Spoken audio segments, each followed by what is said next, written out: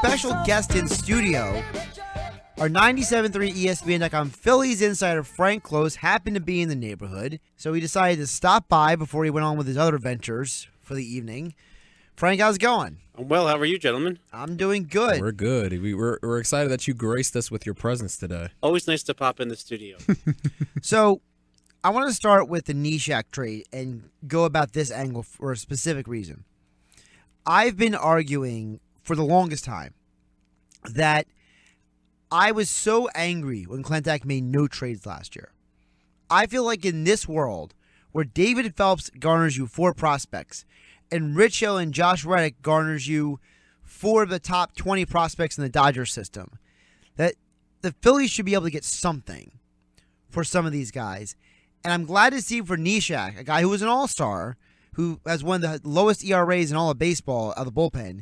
They got 3 prospects. Now, they're lottery picks, as you might want to call them, but they're still prospects. I need to see Klentak make one more trade for me to be satisfied, because I feel like in the 2017 baseball, you need to realize who you are. You need to be self-aware. The Phillies are in rebuild. This is not a team in transition. This isn't a team in flux. This isn't a team built.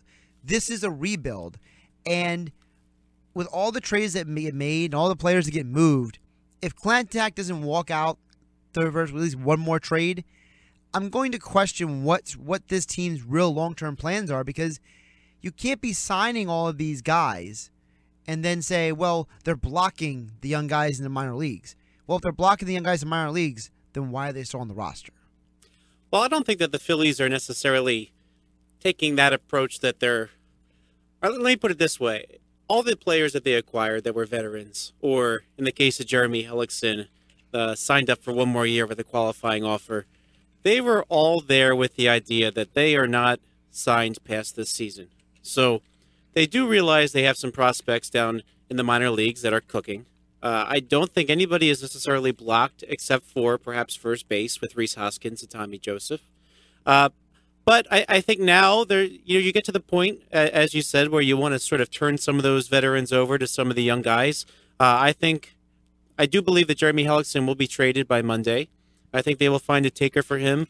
David Price just went on the disabled list today, and as much as the Red Sox deny that they're going to add a starter, if somebody like Hellickson is cheap enough, he goes to somebody, and that takes one guy off the market. So I think he will move, and I think what they would like to do is give Ben Lively a rotation spot again. And Zach Eflin is healthy now, and he's pitching at AAA. So they have guys that can fill those spots. A year ago, the story was the Phillies had a trade lined up for Luis Castillo of the Marlins, which was after a trade with San Diego did not work out. And if that trade had gone through, Hellickson would have been gone. But really, they really did need Hellickson, in my opinion. They needed that veteran to get them through the year with the pitching that they had. They needed somebody to just take the ball every 5th day and give you reliable innings. And for the first 4 months this season, Hellickson has pretty much done that, although he hasn't been as good as last year. So somebody like Hellickson's value comes in that he is not making you or forcing you to bring up the young guys. Instead, it's depth so that when you need to pull and grab somebody, you can do that. How then would you grade the job Klentak has done so far? Do you think it's satisfactory? Do you think it's good? Do you think it's bad? You think that, how do you classify the fact that this is a rebuild, so you can't really judge him on wins and losses. You're judging him on a lot of other things that have nothing to do with the actual outcome on the field. I think he's doing a good job, because when you're in that situation, you don't want to do any harm to your organization long term. So Jeremy Hellickson, yeah, they're paying him way too much for somebody like Jeremy Hellickson, but they often say there's no such thing as a bad 1-year deal. So like the Sixers, they pay all that money for Reddick, but it's only a 1-year deal, right? And you're not burdening yourself beyond that, and you still have the money to work with later. So Hellickson, overpay, fine. Clay Buchholz, not worth the money. In fact, they didn't really get much out of him at all. Fine, he's done at the end of the year. Howie Kendrick, giving them something when he's not hurt, and unfortunately he got hit by that pitch the other night. But Howie Kendrick, $10 million, then done, right? So when you consider these types of players are adding, Joaquin Benoit, Pat Neshek also in the same fashion. Now, Neshek worked out and they got a nice return on the trade. Benoit, they might be stuck with him. They might find a taker for him. They still have August. They could trade him as well.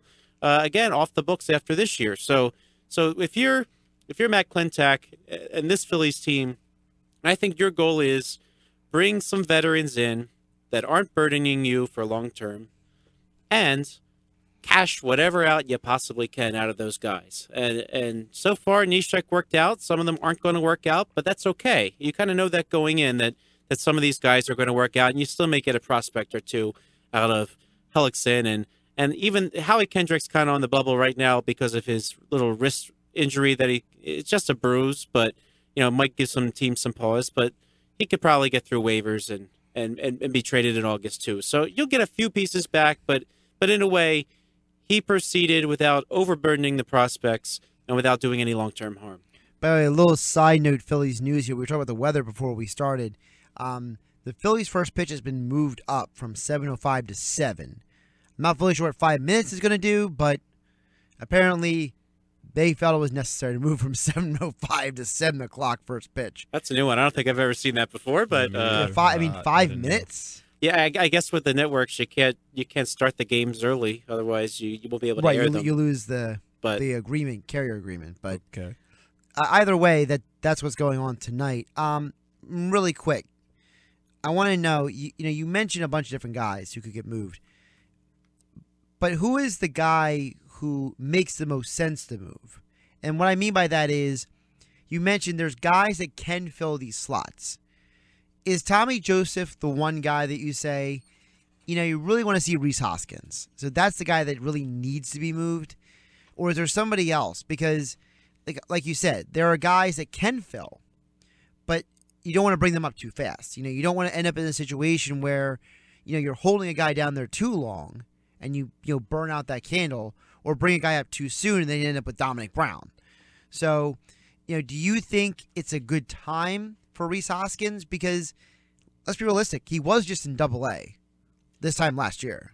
Yeah, Hoskins, I can understand if the Phillies don't bring him up this year, and I know that's not what a lot of fans want to hear because he is an exciting name. He's hitting home runs down at Triple-A just like he did at Double-A. But Tommy Joseph is kind of a guy where he's got some value. Okay, I think there's no denying he has some value, and right now in the trade market, there does not appear to be a good match for him.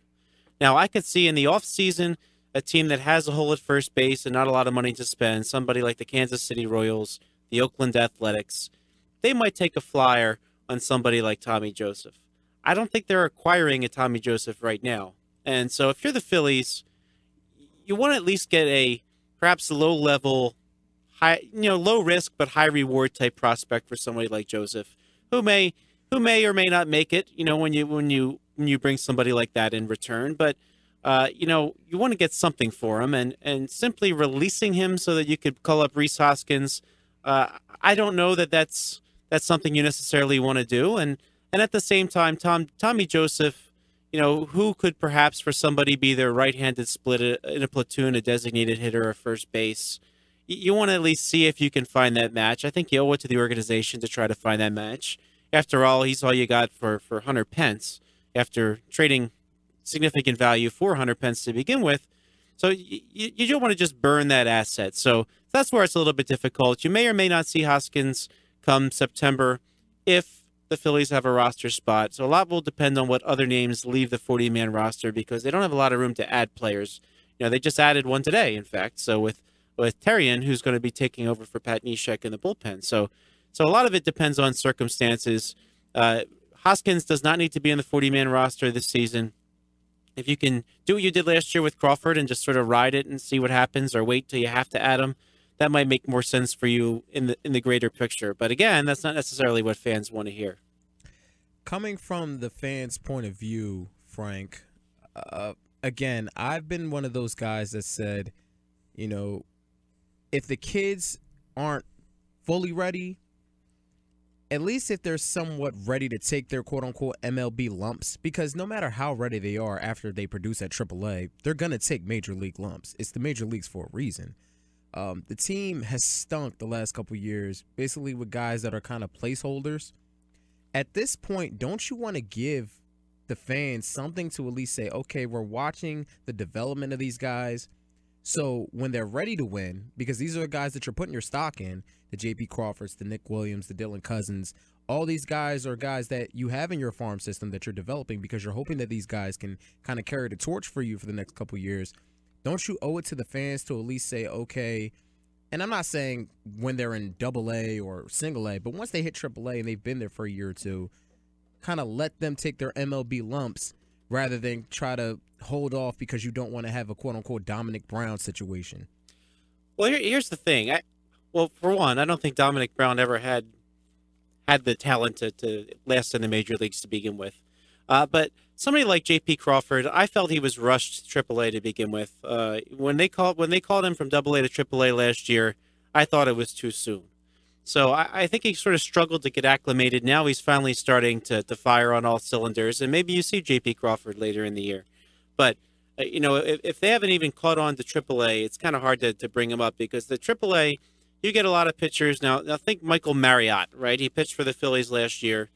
He's facing AAA hitters right now. So every team at AAA has a Michael Marriott that has major league experience, has a little bit more knowledge than the average AAA player coming up through the system from the other end, and will know how to challenge these hitters. So you kind of want them to get some at bats against those types of pitchers at least before you move forward. Now, all the prospects that they have at AAA, there's some sort of hole or reason you want to keep them there. Rhys Hoskins is not having a good month of July. Maybe he's putting too much pressure on himself that he thinks he should be called up. I don't know. But you could look to the outfield. Dylan Cousins is striking out a whole lot, and he's still struggling to hit 230. So you really, really aren't seeing anybody just sort of knocking down the door saying, let me in. And if Jorge Alfaro or Dylan Cousins or Rhys Hoskins, they come up and they hit 220 for the Phillies, are you going to be still buying a ticket to go see the Phillies, right? If they're not giving you anything. So I understand that perspective. To me, there was nothing worse for the fans than the years that Ty Wigginton was starting at first base and Reed Brignac was starting. And you could go down the line, the Aaron Harangues and Jerome Williams every night, Kevin Correa, Chad Billingsley. There were times where they were just throwing out anybody. I think at least in the last couple of years, they have some semi-stable veterans, which are a lot better than Aaron Harangue. And I will say, too, Aaron Nola is really coming into his own. The numbers he's putting up now are just fantastic. And I think that his curveball has reached the point where you could say it's one of the best in all of baseball. So he's somebody you might want to watch if you're a Phillies fan. And you might not want to tune in for some of the other starters necessarily while Nick Pivetta, has his lumps with the big inning he gives up every time. But, in a way, the Nick Pivettas, they're the types of prospects that are up and they are taking their lumps. So hopefully they can get some of them out of the way before this next batch rises to the top. I totally agree with you because remember, everybody, when Jake Thompson last year was pitching really, really well in AAA, and everyone was like, got to bring him up. And he got to the majors and he got hit around. Yeah, Jake Thompson is kind of hard to figure out because he went back to AAA and isn't really pitching that great there either. Real quick, I have a theory about Jake Thompson. And I'm not saying my theory is correct, but I have had this belief my whole life. And this started when I was a little kid. He, as a pitcher in the minor leagues, has never had more strikeouts and innings in a season.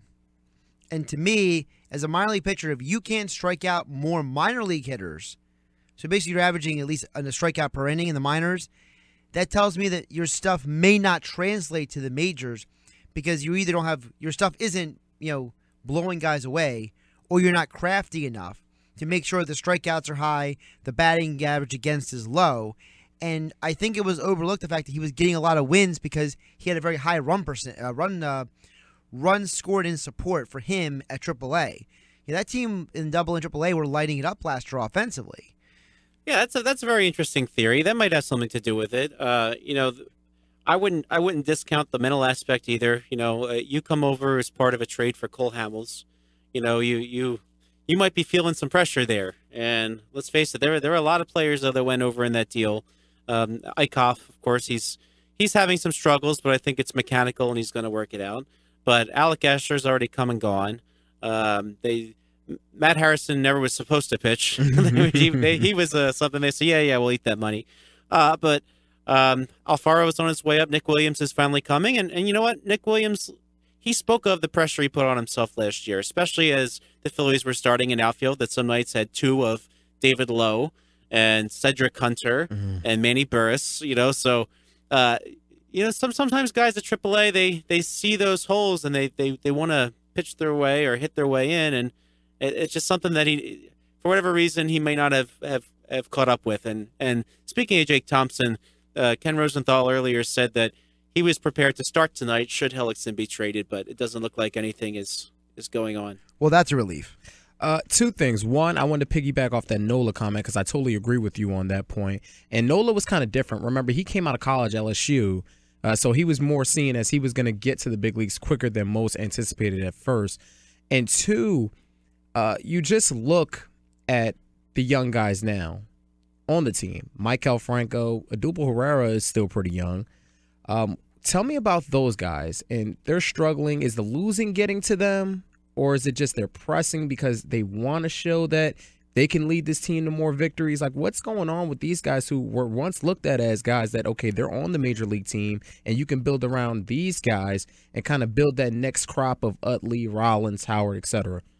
Well, I think perhaps what happened with Franco, and maybe to a certain extent Herrera, is that the Phillies looked to Franco as the guy that was going to have to hit third, who was going to have to carry their offense. I mean, the number 3 hitter in your lineup is supposed to be your best hitter. And you know what? He might have been the most talented of the guys that they had at that time, but maybe that wasn't the right spot to put him. I mean, you look at Franco, I thought earlier in the season, I've said it on this show, I've said it on Rich's show, I thought his head was sort of out of the game at times at third base. I think right now he's super sharp at third base. Which is a good sign. But maybe he's not meant to be a number 3 hitter. Maybe he's supposed to, on a good team, be your 6 or 7 hitter. And you know what? There's nothing wrong with that. Somebody who can hit you some home runs, play some great defense. You look around the league, star third baseman, you have Nolan Arenado. Is there anybody else that really comes to mind anymore? It seems like Josh Donaldson's days are over.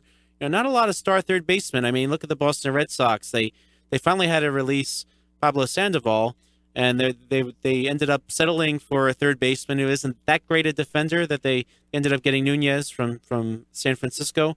There's just not a lot out there, and I think teams struggle to fill that position. And let's look at the Phillies system.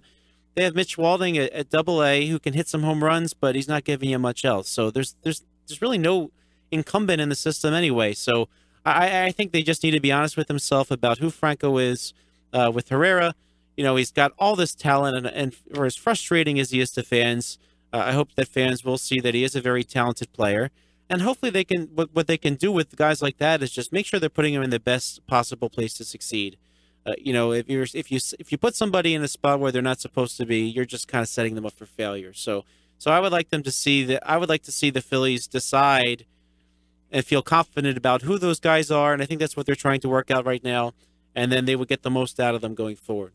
You and Josh talked a lot about Matt Klentak. Every story I read about Klentak is he hasn't made a big move yet. He's kind of made moves that you can't really judge yet because these guys are still kind of finding their way.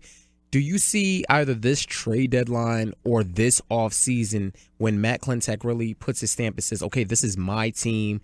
I made this move because I see this. It kind of put his print on what the Phillies are going to be the next 3 to 4 or 5 years. Part of the reason why you don't see him making a big splash or making a big move is there simply weren't many to be made. We can run down some of the free agents the last couple off seasons. Like, are you going to pay a ridiculous amount of money for Jeff Samardzija? Are you going to pay a ridiculous amount of money for Johnny Cueto? When you looked around the league, really quick, because you mentioned a large amount of money. What about the money they gave Hellickson? Was that like just overpaying to keep a guy you're familiar with? Is that how you would quantify that? Yeah, I don't think there's such a thing as a bad 1-year contract. They got what they needed out of Hellickson these 4 months, which is the veteran guy who takes the ball every 5th day. right? He doesn't get hurt. I mean, he had that minor injury, but it was really, really quick. But when you look at the other options, you look at the free agent market. Charlie Morton got a 2-year deal. Do you want Charlie Morton next year too? If you're this team, no, you don't want somebody like that. You want to say, well, you got Howie Kendrick. Do you want to give a 6-year deal to Ian Desmond, who can't stay healthy? Some of these contracts that were through the roof this past offseason were that because there weren't that many people out there. And you know what? The Cardinals, they spend all this money on Dexter Fowler. How are the Cardinals doing? I mean, that's one of the big outfielders. Would Dexter Fowler have helped the Phillies? No. Going through these names on this that signed this offseason, they're just so underwhelming. I mean, you had the end of their career type guys like Matt Holliday and Carlos Beltran. They don't. Maybe if you get one of them for a year, they fill with the role that Howie Kendrick did. But there's really nothing that Clintack could have done with what was out there that would have set up the Phillies long term. Now, if there's a 26-year-old stud free agent like Bryce Harper out there the last 2 years, well, then you try to get him because he'll be there when you're good again. But right now, what more could he have done? And seeing the likes of Joe Blanton getting 2-year deal as a reliever, so he grabs Neshek and he grabs Benoit for 1 year each. Neshek worked out for that 1 year. Benoit, maybe not, but really, do you want to be burdened with $6 million for Joe Blanton next year like the Nationals are? So with Frank Klose, 97.3 ESPN.com, Phillies Insider. You can follow him on Twitter at Frank Klose.